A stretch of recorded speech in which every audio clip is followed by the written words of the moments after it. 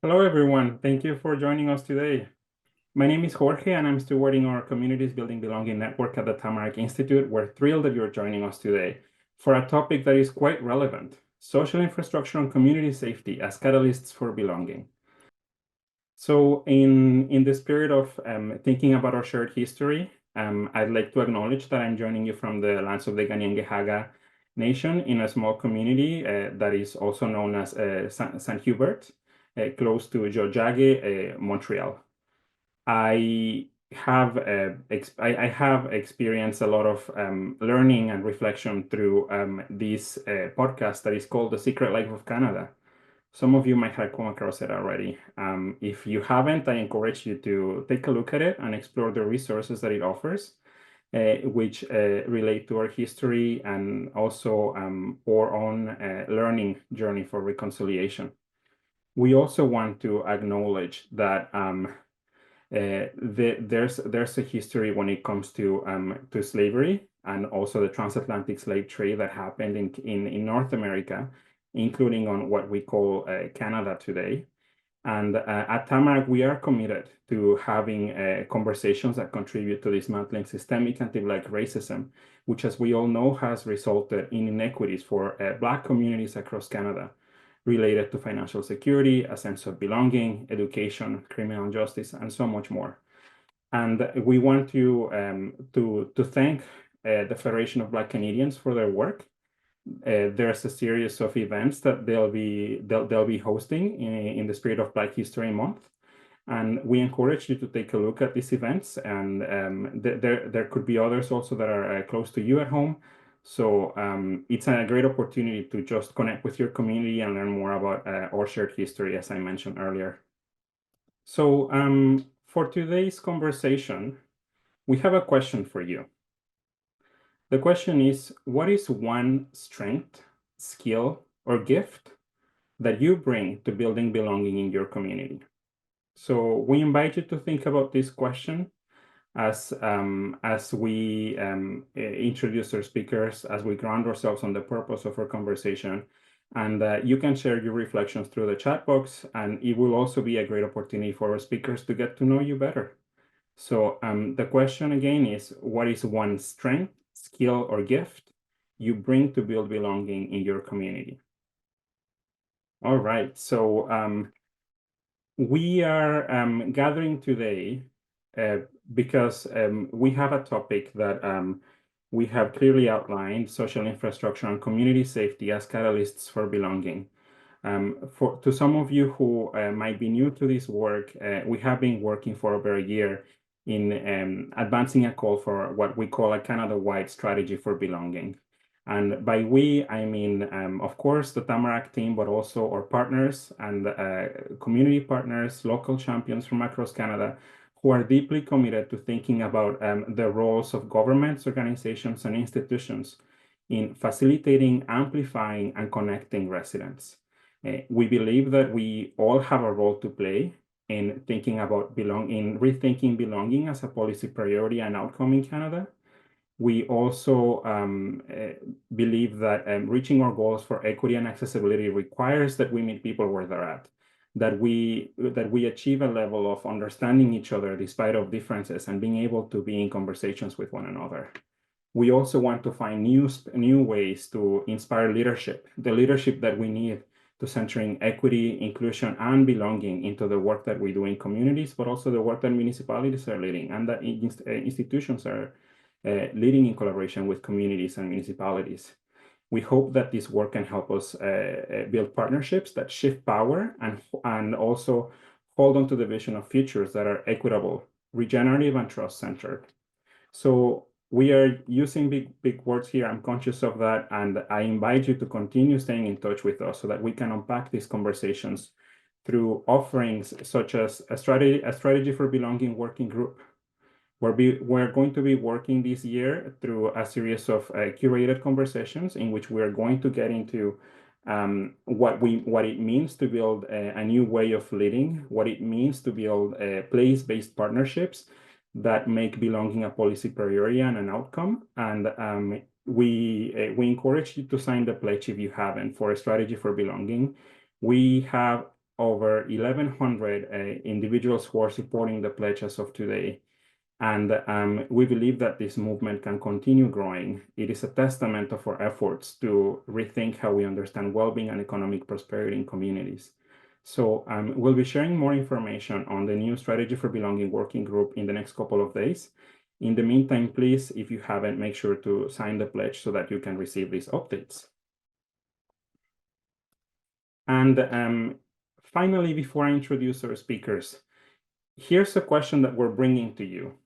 In the context of increasing division and isolation, how can a strategy for belonging leverage and amplify the impact of existing social infrastructure and community safety programs?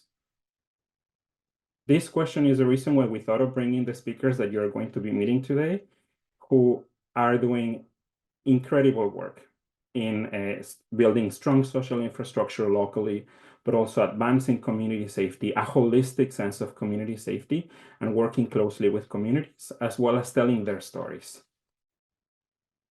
Without further ado, I'm excited to introduce you to our speakers, Ada Chan Russell, who is a social planner at the City of Vancouver, Felix Munger, Executive Director at the Canadian Centre for Safer Communities, Clara Ganemtoré, Manager, Safety-O, and Community Risk Intervention at the City of Toronto, as well as John Patrick Smith, Manager, Community Development at the City of Toronto, and last but not least, Anita Li, Publisher and CEO of The Green Line.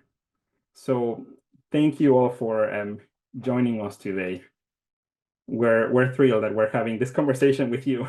We know we have a packed agenda for you, so we'll get into the questions. And for those of you who would like to learn more about our speakers and their careers, we invite you to go into a registration page where you can see their full bios. So we'll start with you, John. John, through your work, you bring a very important perspective on neighborhood development and belonging. From your experience, how does social infrastructure contribute to building belonging? How do parks, schools, and community centers and other spaces truly transform the experience of belonging for residents? And what are the unintended consequences we often overlook? So first, I'd like to say greetings and hello to everyone. Thank you, Jorge, for the opportunity for me to join and be a part of this discussion and share some ideas, learning experiences.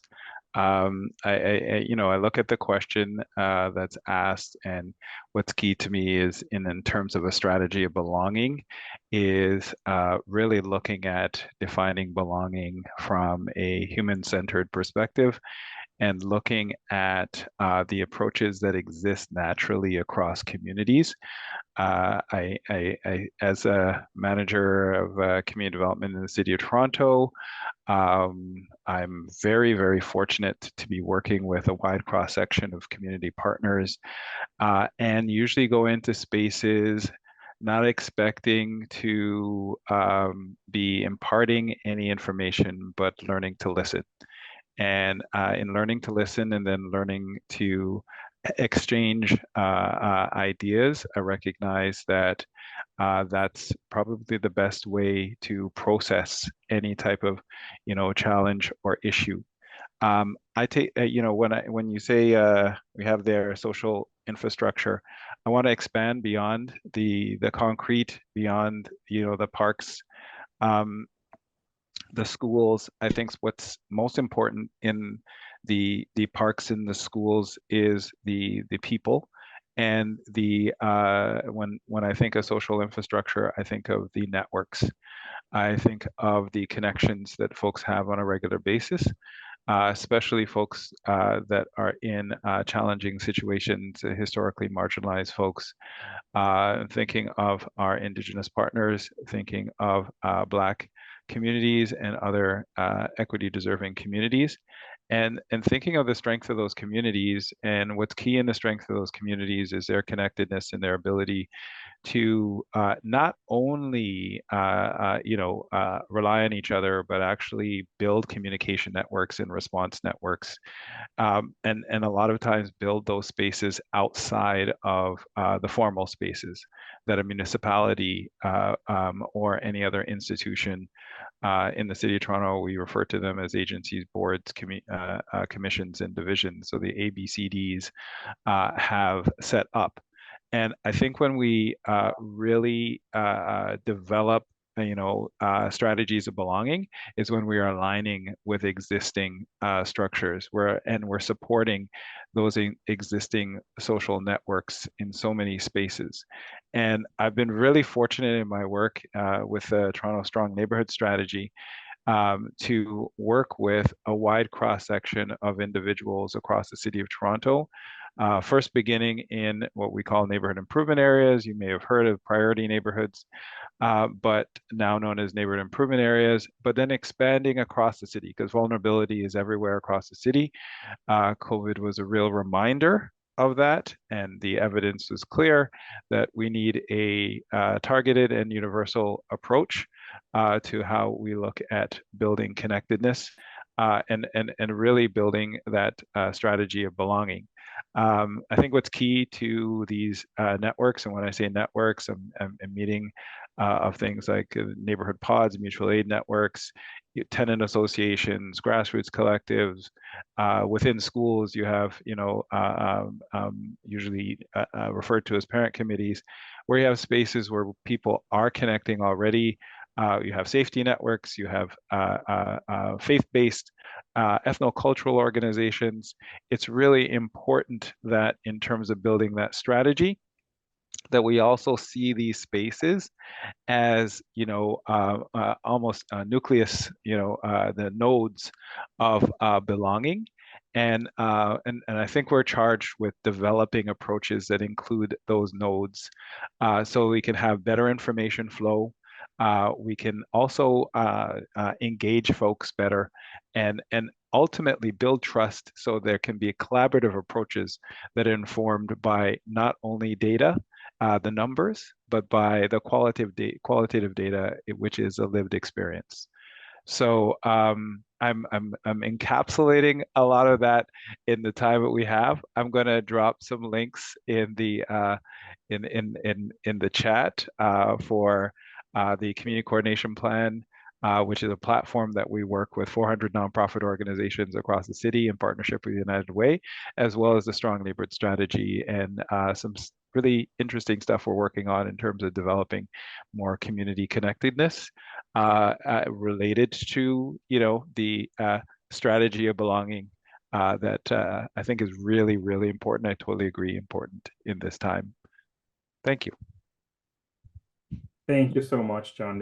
You gave us lots of great insights into the conversation that we are going to continue having today, and also as we think about the future directions of the strategy for belonging conversations this year. Ada, I think that a couple of the pieces that John highlighted in terms of thinking about those informal social networks, informal social structures that communities create, is really critical when we're thinking about social infrastructure, which is also reflected in the work that you've done through Spaces to Thrive, the City of Vancouver's first 10-year policy and partnership framework for social infrastructure. Would you mind sharing an overview of what this framework is all about, as well as some actionable recommendations for policymakers and community leaders as they think about ways to enhance social infrastructure that supports belonging? Yes, thanks, Jorge. Hi, everyone. I'm Ada Chen Russell, a social planner from the City of Vancouver, from the unceded ancestral homelands of the Musqueam, Squamish, and Tsleil-Waututh peoples. Yeah, I do resonate a lot of our work from what John is talking about how the importance of having that social infrastructure, that network, and that people-centered approach that we have in meeting the needs of community. So yes, the Spaces to Thrive is Vancouver's social infrastructure strategy. It's the city's first 10-year framework to support like social services, land, and facilities for nonprofit and community organizations.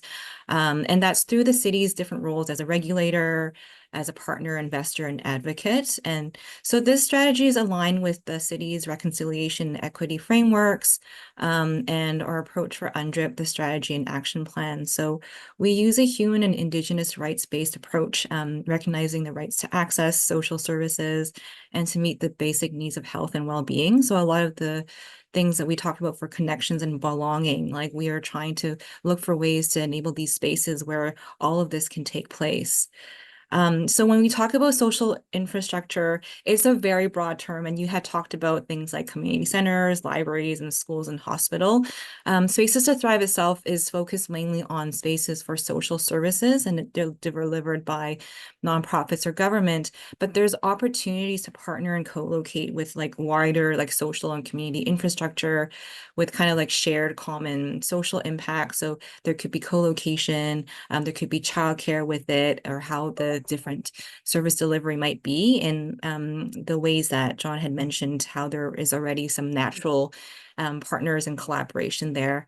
So the framework addresses a lot of key challenges that are faced by social infrastructure. We developed this strategy with community. So again, responding to the needs of the nonprofit, who are the frontline people who work directly with community, and they know the needs the best. So we want to address the ways to address those increasing inequities. So a lack of prioritization for Indigenous and Black and cultural community spaces, accessibility, women, gender diversity, and safety. We also wanted a way to address the insufficient, affordable social and community serving spaces, knowing that Vancouver and many cities are becoming less affordable. Looking at the insufficient and unsustainable operational and capital funding that's available, and also the loss of community serving spaces or the risk of displacement through development. We see the city growing and changing, especially with a huge focus on housing, that we want to make sure that it's not just housing that grows, but ensure that there's wraparound services, and there's space for these kind of social and community network and spaces in each of our neighborhoods. So the key policy directions is looking at partnerships and capacity support, planning to meet priorities and goals, supporting what already exists, planning for the future, innovating for optimization, and to improve the ecosystem health. So some of the ways that I, just to provide some ideas and recommendation as we're implementing this, I mean, the city has been doing ongoing work already, but this provides more of a structured pathway towards what we do. Is one of the recommendations, of course, is to prioritize equity deserving populations and needs. So again, we work a lot with our community partners to know what space needs there are.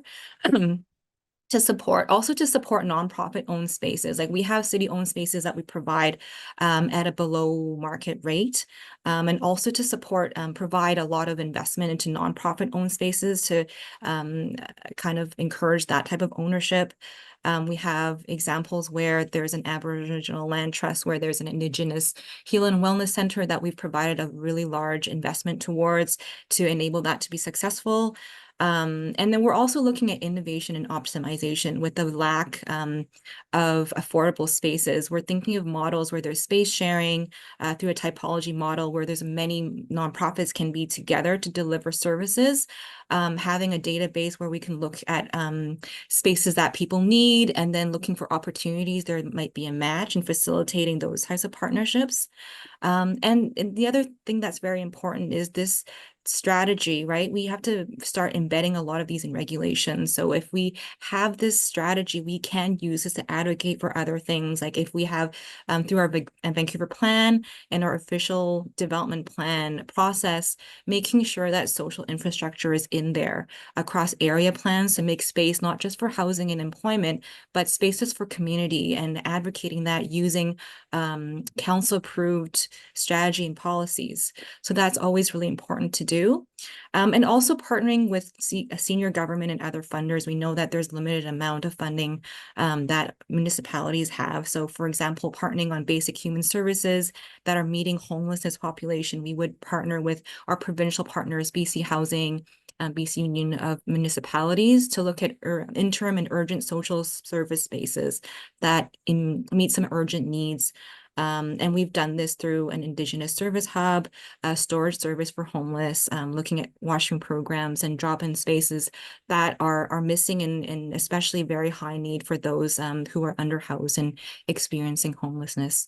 Anyway, I'm really happy to talk more about this, but I can put a link in for our policies and happy to speak more later. Thank you. Thank you so much, Ada. Lots of insights here. I'm holding the piece on you have to start embedding this work into regulations just to get into deeper impact and action. I really appreciate what you have outlined here, and also the connection that you made to working with equity denied groups and how social infrastructure can be critical to support equity denied groups in building a sense of community. And Clara, now we're thinking a little bit more about the community safety piece, and I'm conscious that you and Felix have lots to share on this topic. And well, Clara, in your case, your work focuses on the intersection between social polarization and community safety in the built environment. Based on your recent takeaways and your reflections from the City of Toronto's 2021 Community Safety and Wellbeing Plan, as well as the feedback from our colleagues today, I wonder if you could share with us some recommendations on how to design and implement community safety initiatives that go beyond reducing crime and cultivate a stronger sense of belonging in neighborhoods. Good afternoon, good morning, good evening. I know there are folks who are joining from many parts of Canada and abroad. And thank you, Jorge, for the opportunity to join this webinar. So to answer this question, I'm going to share a little bit about SafeTO. So it's the City of Toronto's comprehensive 10-year plan to advance community safety and well-being, and it's in its development, which was led by many people who are not here today, but who have been essential and successful in ensuring that there's a fundamental shift in the way we think about community safety and the actions that actually need to be taken to achieve lasting and transformative change. So in terms of context setting for SafeTO, it was adopted by Toronto City Council in 2021, and it is the City of Toronto's roadmap on how the city and social systems that serves Torontonians, whether we're talking about community services, businesses, the healthcare sector, education sector, and justice system, can work collaboratively across sectors. So that piece on multi-sectoral collaboration that I've heard from my colleague John and from Ada is well reflected as well in SafeTO. And out of the 26 actions that are outlined across 7 strategic goals, speaking of neighborhoods, there's a specific pillar around investment in neighborhoods. And the goal for that pillar is to develop responsive and accountable place-based approaches to address whether it be the social, cultural, physical, and economic environments that impact neighborhoods, as well as public spaces. So in terms of key developments, I'm going to share in terms of key recommendations, I'm going to share 5 key takeaways in the design and the implementation of SafeTO to answer your question. And the first one really starts with taking a public health approach. Issues, whether at a neighborhood level or at a national level, are really complex. And we started by recognizing the interconnectedness of these complex conditions that create community safety challenges and not just the symptoms. And what that means was really mobilizing a wide range of evidence-informed interventions to respond to these conditions and really thinking about the root cause behind those issues. And what that pointed us towards is the need to really strengthen the social determinants of health with a focus on the risk factors that are negatively impacting communities, as opposed to pitching them as the problem, and the protective factors that can enhance community resilience. So that would be recommendation number 1. Number 2, I've also heard John and Ada speak about being human-centered. So we also embedded people-centered principles in in the SafeTO principle, starting with embedding equity and human rights in terms of how we assess issues related to community safety, ensuring trust by working with community, transparency and accountability, as well as building communities' capacity to lead. And I'll speak a bit about investments in community partnerships, doing no harm, as understanding the duty of care in the work that we do, and being responsive and adaptable. Recommendation number 3 is thinking about the investments in community, both from an upstream and a downstream perspective.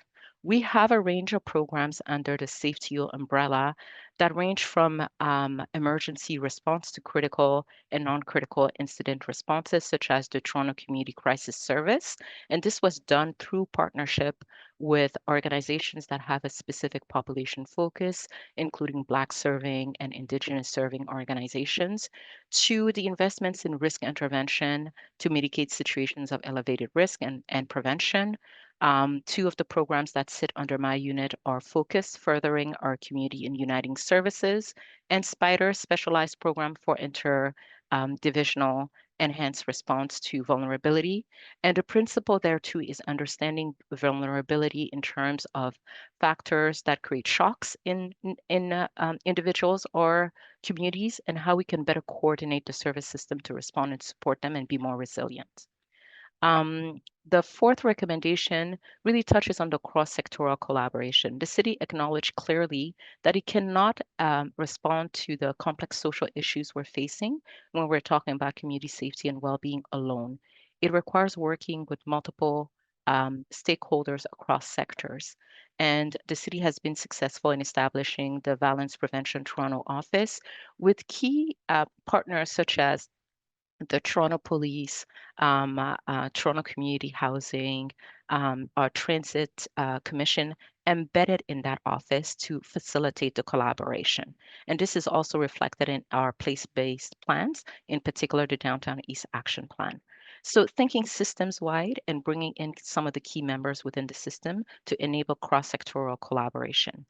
And the 5th recommendation, last but not least, is really leveraging data and striving to be evidence-based in the work that we're doing. So using a public health approach really requires applying a more rigorous methods to problem definition, root cause analysis, and the development and testing of prevention strategies. We have established SCALE. It's the SafeTO Collaborative Analytics and Learning Environment to help us provide data to the public, also building on that element of trust. What is it that we're really measuring, and try to tell the story of what is working, what isn't working. I'll pause here. There's more that I can say. I'll drop a link on SafeTO in the chat, but I'm mindful of time. Thank you so much, Clara. I really appreciate these 5 recommendations, and I'm holding the one on evidence-based approaches and leveraging data, this last one that you shared, because it's a really powerful segue into the perspective that Felix has to bring into this work. And Felix, as part of your work stewarding the Canadian Centre for Safer Communities, you focus, among many other things, on the impacts of social polarization on community safety, as well as evaluation and monitoring of community safety. How can we best measure the impact of community safety initiatives on building a stronger sense of belonging? Thanks, Jorge, and thank you, Tamarack, for inviting a representative from the Canadian Centre for Safer Communities to share some of our thoughts in 5 minutes. So I've been asked to speak about measuring how work related to safety in communities helps to also build sense of belonging within communities. And so I thought I'll speak a little bit about the link between those 2 areas and the strong overlap of indicators, and how many of those indicators we use in the context of community safety are in fact or are also indicators of cohesion and belonging. And of course, that fits really well with what Clara just pointed out around the need for data and leveraging data. I'll try not to nerd out too much on indicators, monitoring, and evaluation to not bore anyone. So I'll just quickly, I'll speak about context and then current actions. What is it that we're finding and what is it that we're doing? So context, I think, is important. It's actually quite exciting that we're seeing community and urban safety, or security, as it's also called, across the globe. There's a change. There's quite a bit of changes. And the neat thing is Canada is actually seen as a flagship country, and it's at the forefront, both as a country, but also the many cities and communities within. In fact, what's happening now is that cities across the globe are transitioning away from a focus on only the typical indicators such as homicide, crime statistics, crime severity index. So they're moving away from that in order to much better understand community safety work. And so give you a sense that, as a reflection, just very quickly, social cohesion and belonging as indicators, social cohesion and belonging are actually becoming indicators in this space. They've probably always been, but these cities and urban centers are more and more starting to look at that link. And just to give you a sense why this is so true and why it's so important. So when I work with some of the work I do with emergency response area, when I have conversations with people, a lot of discussions is actually on the topic of cohesion and cohesion of communities as an indicator of both the capacity to respond to an emergency and therefore a predictor for how safe they will be, with the basic premises that the more cohesion that's in a community, the better the collective response will be to an emergency, be that a flood or a fire or something else. So cohesion strength is also likely an indicator of overall safety, but there's more research that will be needed. The second one is we actually know that the sense of belonging and connection is one of the main risk factors. And at the same time, so the lack of it is a risk factor, and having it is a protective factor for youth violence, which is, by the way, on the rise in Canada. So, I mean, the indicators are there. If we want safe communities, we need to create belonging, because we know in the context of young people, that's of great importance. So where are we? I mean, among many other things that we're doing, one of the areas that we're focusing on is exactly on this, on the idea of monitoring and indicators and evaluation. So we're lucky to be funded by Public Safety Canada to work currently on implementing a tool that was developed by UN Habitat and partners from across the globe called the Urban Safety Monitor tool. And so this tool is specifically intended to help cities measure safety using both quantitative and qualitative data within 3 pillars of indicators. So I'll just tell you the 3 pillars and then go into the one that matters here. So obviously, pillar number 1 is we're moving not away from crime statistics and so on, but we're adding others to it. So the first pillar is criminalization, victimization, and justice. This is what we call it in our context. The second one is around governance, how cities are governed, and system change. But the third one, the important one in this conversation, is community vitality. In this context of community vitality, there's a number of indicators that we found that speak right into the cohesion. These are human rights and basic needs, child and youth development, civic participation, community health and mobilization, neighborhood wellness, and survivance and overcoming adversity. These are just some of the ones. And as you can hear already, if we're looking at analyzing and monitoring cities at a comprehensive level, that's an important part around safety. And these are all indicators in a lot of ways that relate to belonging. So my last 10 seconds that I have according to my watch, I want to just focusing on one more aspect. I think that's really important, particularly in the Canadian component, and that has to do with Indigenous perspectives.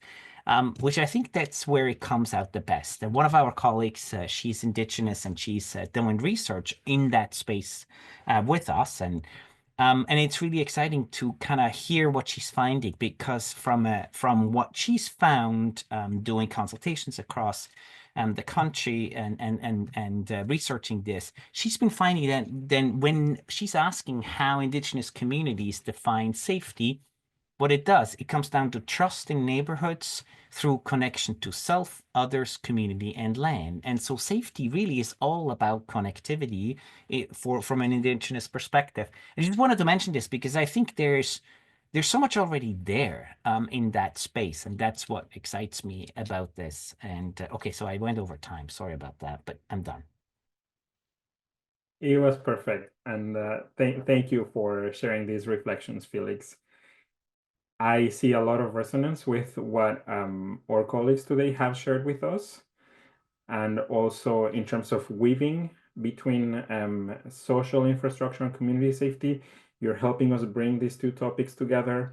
And last but not least, we have someone who is going to tell us about the impact of storytelling and journalism in getting us to think about social infrastructure, community safety, in building belonging. So, Anita, the Green Line has curated several stories which amplify the case for belonging as an antidote to polarization, hate, and inequities in our communities. How can community-driven journalism help us cultivate a deeper understanding of the diverse experiences of belonging and its absence, just to Felix's point, the lack of, within our cities? And how can these nuanced understandings inform more effective policies and interventions? Hey, everybody. Thanks for having me, Jorge. It's really cool to hear what everybody is working on, because even though you guys are in government or just other civic institutions, the approach is very similar to the way we do journalism at the Green Line. So if you guys want to check out, I have two links that one goes to the homepage, one goes to an example of the very thing that Jorge was telling everybody about, which is we really care about,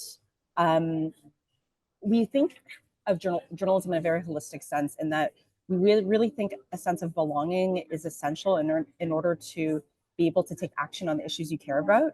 So the way I'll describe it, the Green Line, is it's a relatively young journalism startup launched in April 2022. It largely targets Gen Z and millennials. So it's about 18 to 40 as our main age demographic. And our tagline is that we redefine Toronto through the way we live, and we try to investigate the way Torontonians live to help them survive and thrive in a rapidly changing city. So you guys know how, like, when you consume journalism, it can feel really isolating. It's really anxiety inducing. It's depressing. You're basically like doom scrolling in your bed about all the terrible things that are happening. And so there's a lot of research. If you guys go to the Reuters Institute Digital News Report, you'll see tons of countries around the world where there's a pattern or trend of people turning away from journalism. And I'm sure you might actually feel that way in your own lives. Although I know this particular audience is quite tapped in. And this is particularly the case for younger people. So I'm a millennial, and I was thinking about this, and when I started the publication, and just for context, my background is at CBC, the Globe and Mail, Toronto Stars, and I also worked in American digital-focused youth-led outlets. So the Green Line is a merging of these two sensibilities. And so the whole idea behind the Green Line is, instead of just like doom scrolling alone in your bed, it's really about bringing people together around a topic that's surfaced by journalism, and a sense of belonging and fostering connection through live in-person events is a critical part of our model. So I'll talk a bit about the action journey model, and then I'll talk a bit about the link that I shared with you guys. So we're best known for something called an action journey model. And if you go to our website and click on issues, which I can share right now, you guys will see like exactly how the model works. So essentially, in a given month, we tackle one systemic issue facing the city. And it touches on 5 pillars of livability. So we're talking about housing, commuting, jobs, health, and food access. So this is like crosses political lines, it crosses class lines for the most part, except for the most privileged among us, race lines and everything. And we basically, in a given month, we have 4 outputs. So in the first week, we publish an explainer that unpacks the systemic problem. In week 2, we publish a feature, like an in-depth solutions-focused feature that reports on existing solutions to the systemic problem. In week 4, and this is where the sense of belonging is really critical, or week 3, sorry, is that we host an event, an in-person event, where we gather members of the community, members of the public, experts, sources from our story to discuss solutions to the problem. And then we do community surveying, where we essentially gather data from the community members about how they're navigating these problems. And so the solutions, like many of my colleagues here, are very much community driven, and it's because the community knows best about the problem that they're dealing with. So of course they've seen some pathways that maybe policymakers are not familiar with yet. And then in week 4, we publish an article that crowdsources the solutions from that survey data, and then we reflect them back to members of the public. We reflect the top 3 solutions along with concrete resources that they can then take to take action on the problem on their terms. So it's not like this paternalistic, like we're going to come in and we're going to tell you how to feel. And it's not advocacy journalism either, because we're really getting people to think about the problems in their own context. And the most magical part of it is the events. Like the last event we did the last month was about how to deal with evictions in the city. And there was about 40 people who attended. And we host things called story circles where there's like facilitated conversations where people talk about their lived experiences. So it's not policy debates, it's nothing aggressive, it's really just sharing. And it's really like, it builds a sense of kinship, it like reduces alienation. It also really makes people feel like not only do I have allies in this, even though it's such a hard, Toronto can be such a hard place to live sometimes with affordability crisis, but it's also, we're providing tools and guides and resources. So that's the link that that's like, actually, I'll send you guys that link in a bit, but the way I'll close is the other thing that we've done recently in November is we did an issue on building meaningful community in Toronto. And that was something that was quite targeted to our audience, because if you look at a recent Toronto Foundation report, they said that Toronto is one of, if not the most, like the loneliest city in the country. And this is really particularly plaguing young people. So we decided to essentially bring everyone together to talk about solutions to this problem, but it had the dual effect of bringing people together and just like making friends. So people were swapping their Instagram handles, they're swapping like their numbers to text each other at the end of the event. And we had so much feedback from these like younger generations of people saying like, I hope you guys do this again. We just need like more spaces to gather so we can just feel like more connected in the city.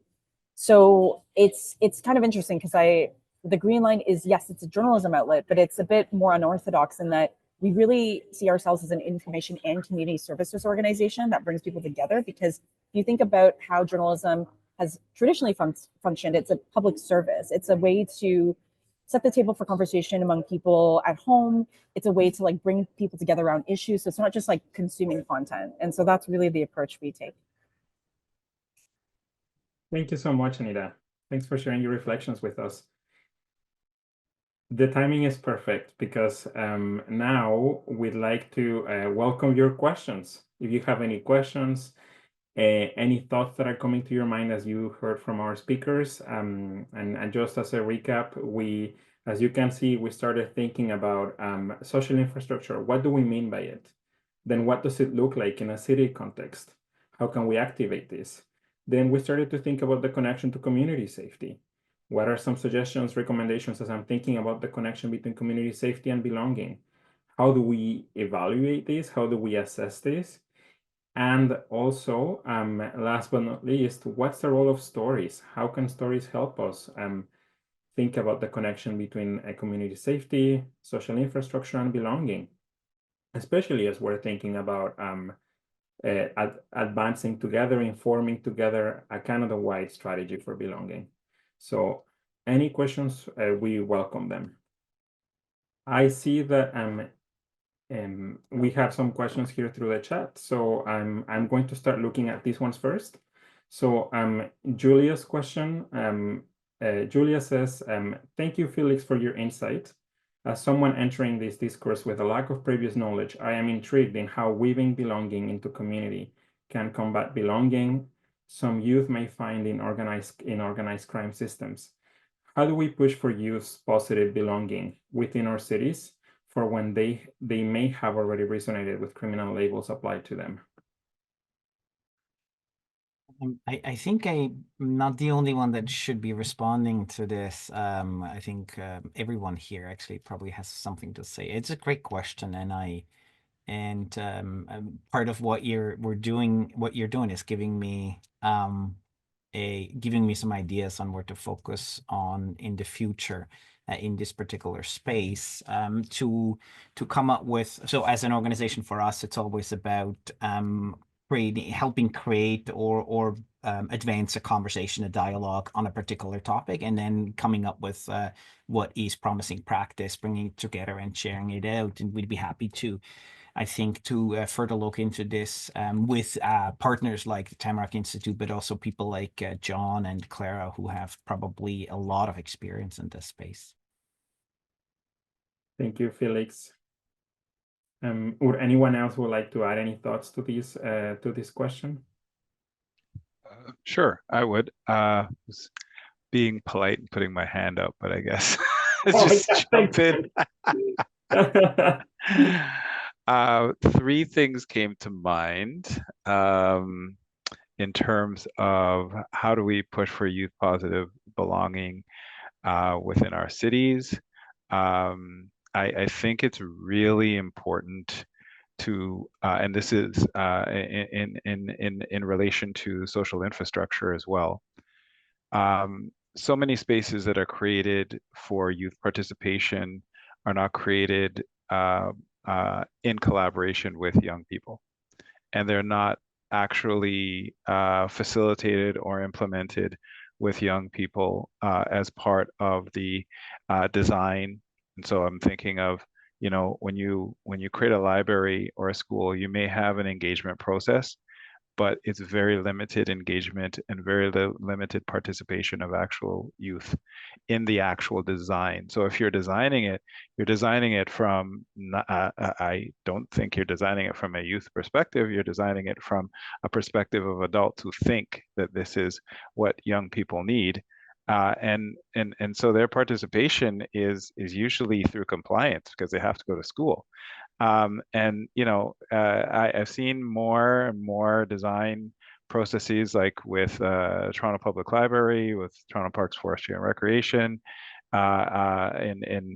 in looking at the participation of youth. And when I say youth, I think we need to look at the entire life cycle. And you know, in Ontario, the provincial age is 24, federal age 29. And so, but youth are younger and younger. And I think that we should have ways of advancing, you know, their participation in the design of a process. A part of the outcome of that participation is a sense of belonging or identity. So you know, young people are looking for a lot of the same things that, you know, folks in communities, because they're part of communities, they're vibrant within communities. They want to identify with places and spaces.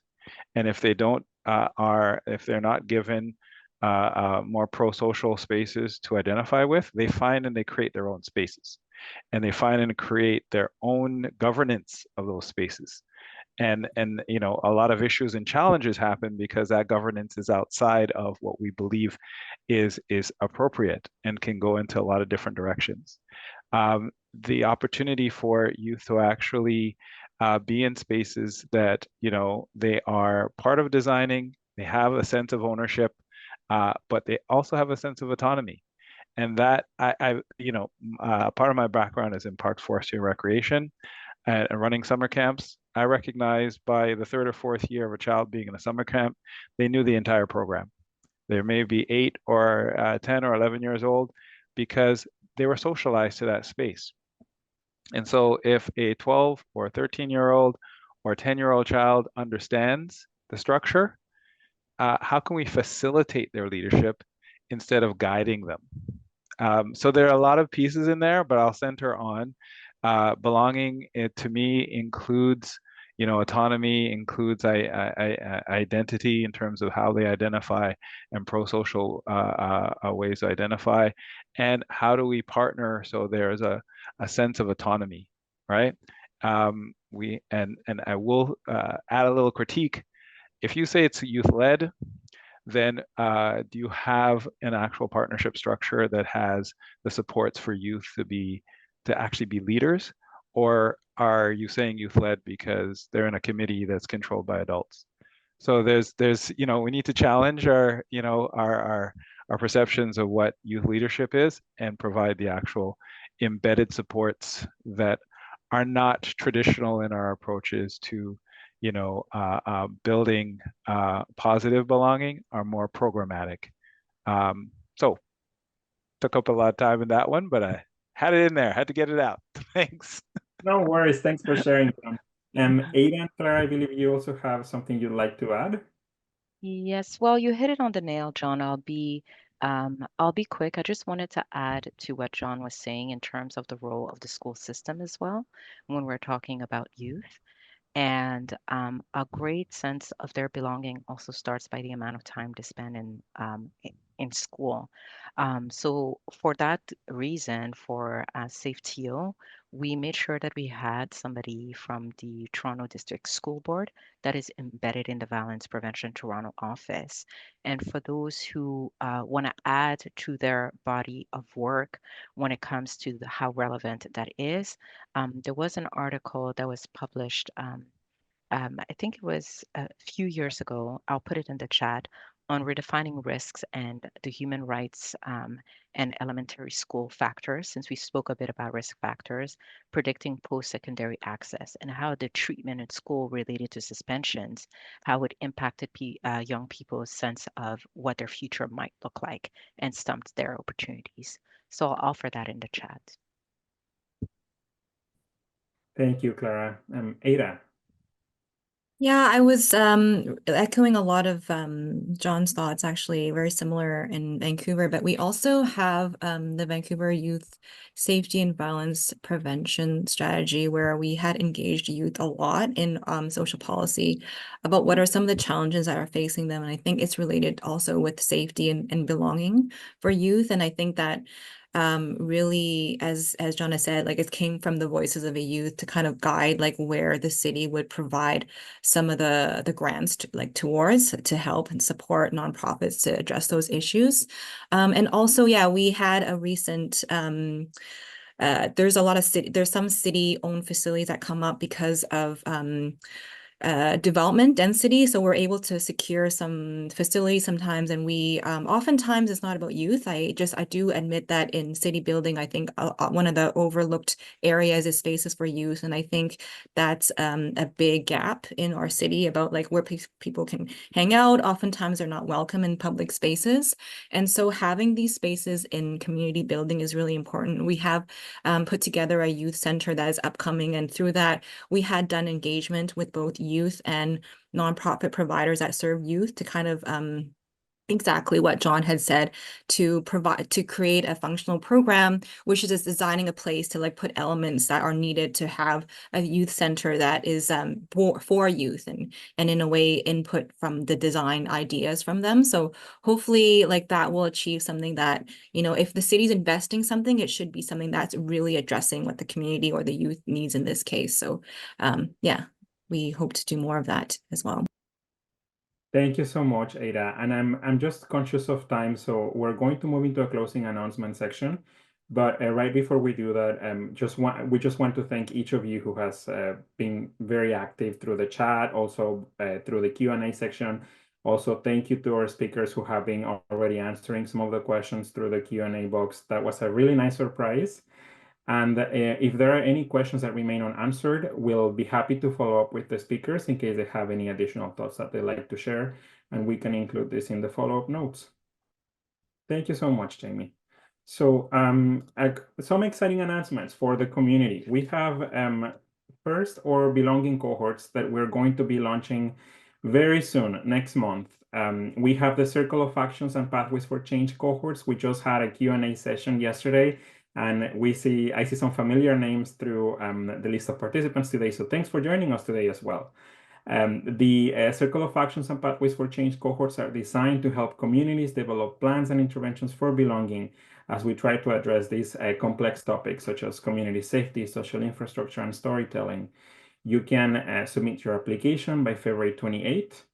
And we also have our communities of practice. We are revamping our offering of our communities of practice. We have our neighborhood learning community of practice, which is dedicated to the topic of social infrastructure in neighborhoods and communities.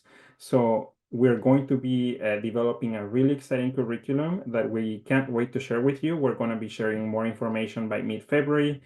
And the same is the case for the community's role in community safety COP. This is, as the name says, it's a COP devoted to community safety. So we hope you can join us for both of our conversations. My colleague Sabrup will facilitate the community's role in community safety COP, and I'll be facilitating the neighborhood learning COP. So without further ado, we'd like to give you 2 extra minutes of your time, and we want to thank you for joining us today. We hope to see you soon. And many thanks again to our speakers as they make these valuable contributions to our movement on co-creating a strategy for belonging. See you next time.